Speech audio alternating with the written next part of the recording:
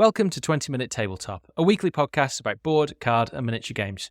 And in this episode, we're going to be talking about dexterity games.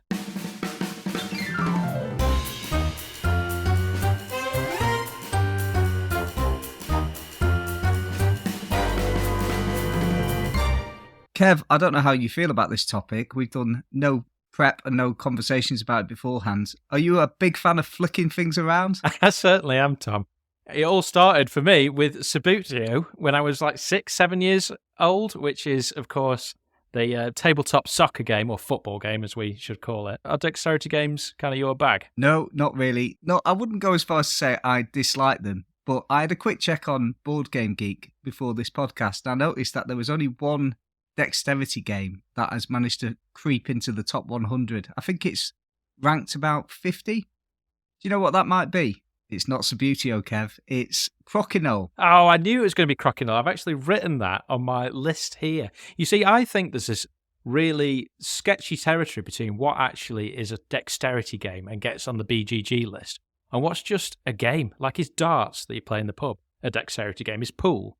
Is Klask. That's one that you introduced me to. There's kind of a bit of a grey area for me. Tom, what makes a dexterity game in the sense of BGG? Well, I can honestly say that I'm not affiliated with BGG, but my own take on it would be that you're trying to do things with your hands and your limbs in a way that you maybe don't have to in other kinds of games. So I would say that darts and pool and snooker are all dexterity games. They're just not particularly tabletop dexterity games, which is probably why they're not meeting the BGG list. Nice. That is a good definition, a tabletop dexterity game. And I've actually written a few down there. So I haven't actually played Crokinole, have you? No, but I have just left my workplace and I was kindly gifted £125 worth of vouchers for Zatu games. But I have contemplated about whether Crokinole is where I go, because I was just thinking that's the kind of game.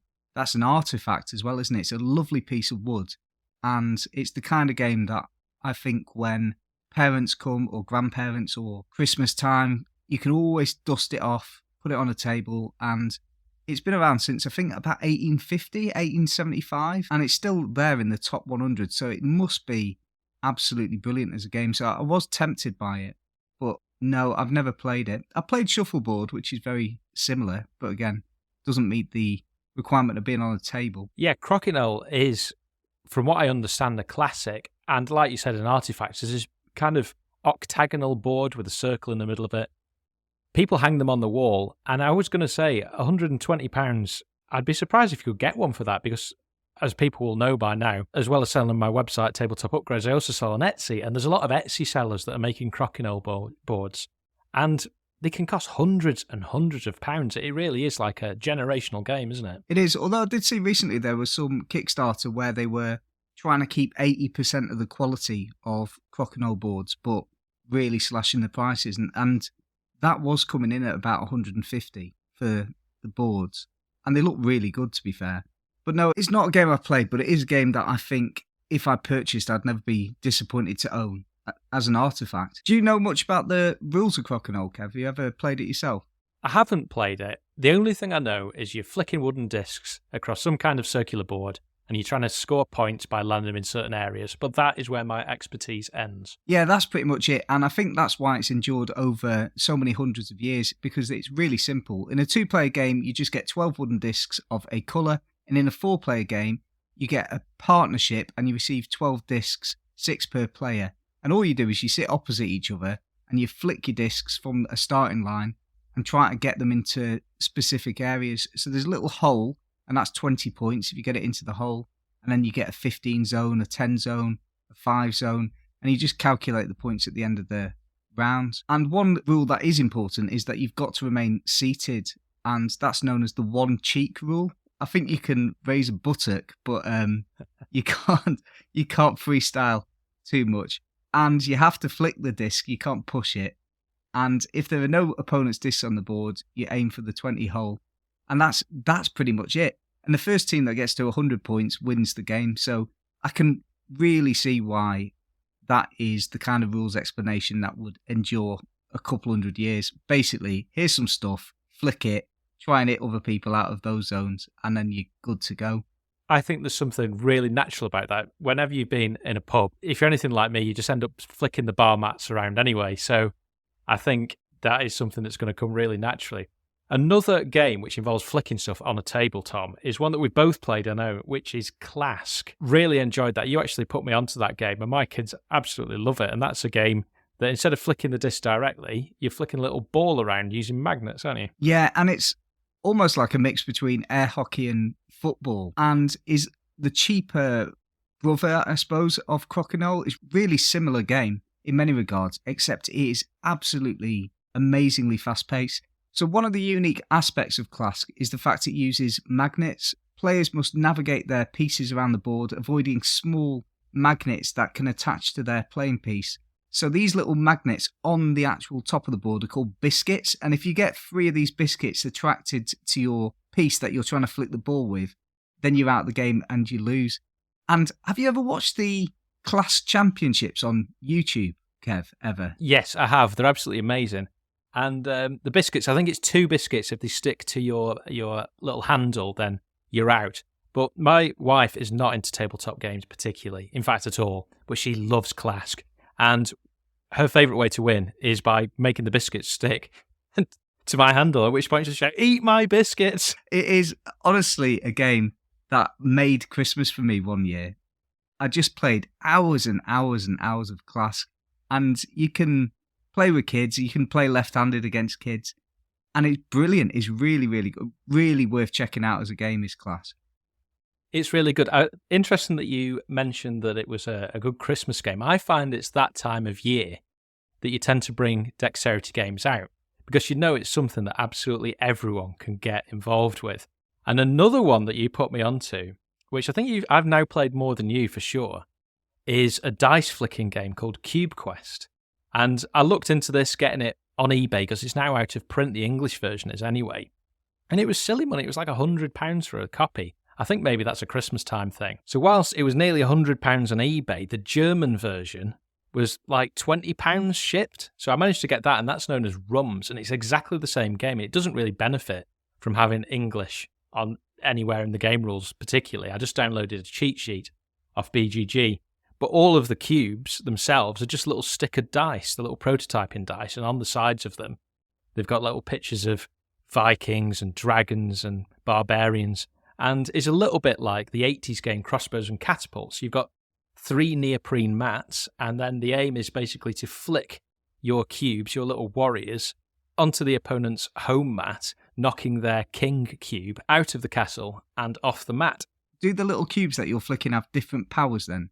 Yes, although to be quite honest, because I usually play this with my kids, we only ever really play with the trolls, which are just basically the foot soldiers, or the barbarians. Now, the difference between these 2 base ones is the number of faces that will actually have a printed picture on.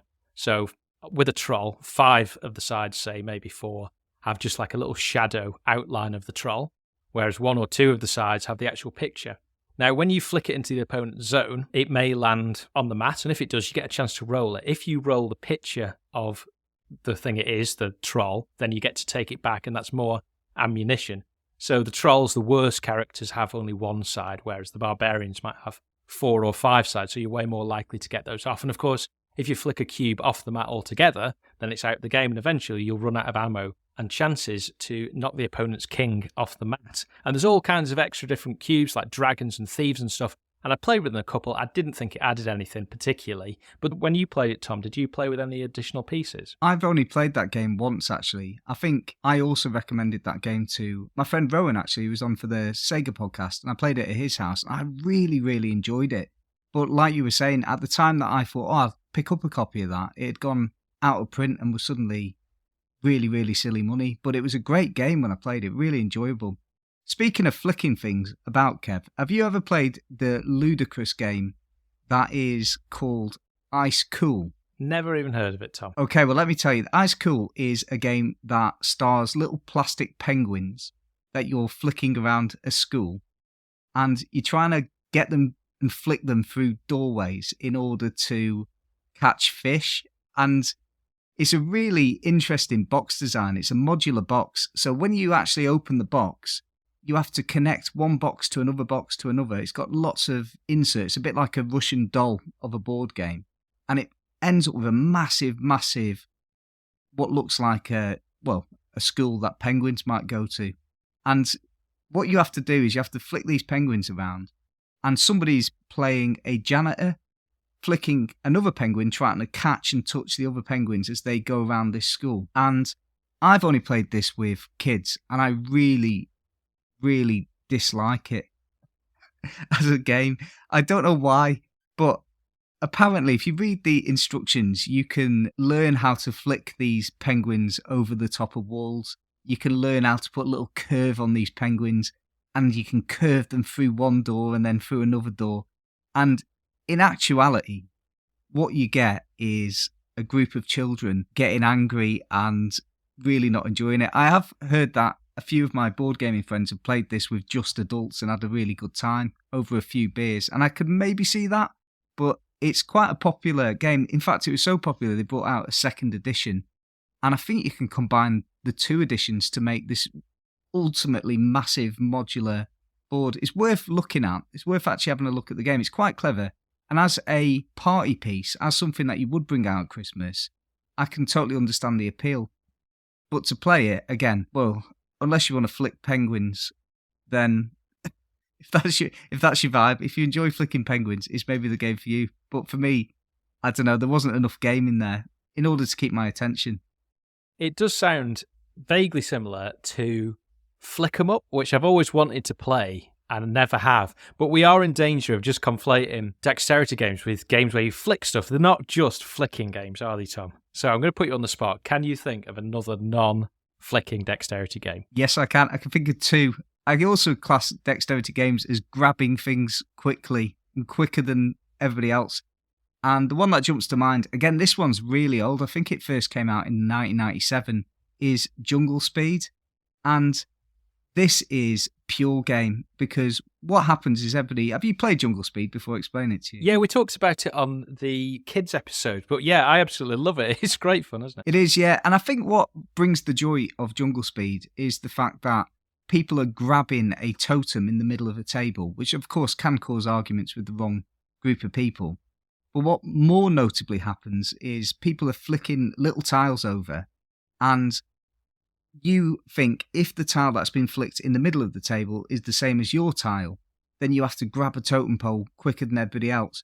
But obviously the tiles are designed in such a way that you can't quite tell if they're the same. There's just maybe a small subtle difference between the tiles. And if you do grab the totem pole in the middle and it isn't the same, then you end up getting all the discard pile.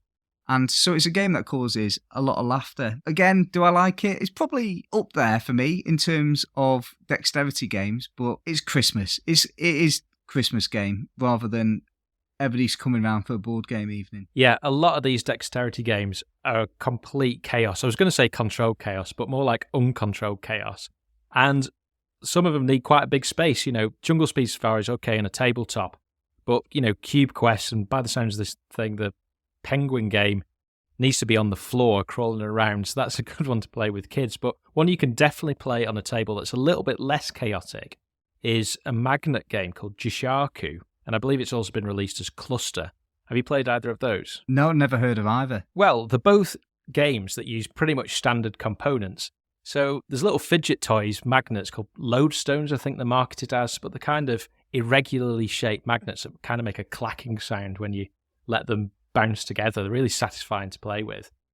And in the Jishaku version of the game, there's an even number of magnets, let's say 10 a side. And there's a piece of packaging foam, the little dimpled case foam. You know, if you've ever had an expensive microphone, it goes in a little hard shell case, that kind of rippled foam. And the game is to get rid of all of your magnets just by taking one out of your pile, putting it on the foam. And of course, when your opponent does that, they'll choose a position further away from your magnet. Then it's your turn. You'll try and put it far away. And eventually, that foam will be full of magnets. And you'll put one down, and they'll all amass together, and you'll get 5 that are stuck together. You then pick those up, and there's some space. And it's the opponent now who's got more space to deal with, and they're more likely then to get rid of their magnets. So it's a really interesting mix of having to think about the polarity of the magnets, which way they're going, the shape of them, which one you're going to put next, and also the physical dexterity of putting them in the right location at the right time. Really interesting. And Cluster is basically the same concept, but much cheaper. I suspect they probably realised that shipping injection moulded frames and packaging foam is not as cheap as shipping a piece of string. And it's basically the same game, but it's a little piece of string tied in a circle. You put the circle down and then you put the magnets on the table and it's the same game. But both of them really fun. And I've seen both of them in charity shops, which I know is your favourite pastime, Tom. Is it the case then that when you collect the magnets, you have to then play the magnets? No, it's the win condition is have no magnets. So obviously if 5 magnets have stuck together and you've then got to pick them up, you've got 5 more magnets than the other guy, and he's at an advantage. So eventually he will get rid of his magnets more quickly than you. It's about as simple as you can get, but it's very, very addictive. Okay, I mean, that sounds quite good. I'll definitely check that out. I think, though, of all the dexterity games that I've played, probably the best one, other than Klask, which I would recommend to anybody as a game. It's a little pricey these days, about £40, £50 Klask, but very much worth it. But the best game I played that's dexterity-based is a game called Space Cadets. Ever heard of that one, Kev? Not at all. So Space Cadets is a co-op game for 3 to 6 players, and you really do need to try to get to the upper end of that play count if you're going to have fun with it. And as you might imagine from the title, it's themed on a starship and you are bridge officers, and each officer is given a specific task in order for the team to successfully complete the mission. So you could be a helmsman who are trying to plot a ship's course, or an engineer, or weapons officer, a shield officer, or a sensor officer, or a captain. But basically, every single one of those roles on this ship has its own unique dexterity game. And there's a sand timer. And it is brilliant. Absolutely brilliant fun. And as you play the game, there's little conditions that change. So you might have started off as a helmsman, and then suddenly you find yourself becoming the engineer on this ship. And some of you are trying to shoot missiles. And so obviously somebody's trying to get enough power to shoot a missile, so he's playing around with dominoes. Other people have got hands in a bag trying to pull out tetrominos of the right shape. And eventually you get all this power to be able to enable somebody to do something. And the whole table's watching this one flick that somebody has to make. And then they absolutely spoon it. And it's absolutely chaos as a game. Really, really good fun. And the issue I had with it as a game is it has got 6 different dexterity games, and they do interact with each other, and you almost need to be familiar with 6 different rule sets. So when I did play it, and I played it the once, a friend of mine travelled some distance to come and play, and we really hadn't started the game for a good sort of hour and a half. But once we got going, it was really, really fun. In fact, it was probably a game that I would say has caused the most laughter and best table atmosphere in the last couple of years that I've played. So that's Space Cadets. It's really good. I don't think it's still in print, but you'd definitely be able to find a copy online secondhand, as there are many available and for quite a cheap price. But again, don't go there unless you've got 6 people that you play with regularly that are willing to learn some rules before you get going. Yeah, that sounds really interesting, that, Tom. I'm going to have to look that one up.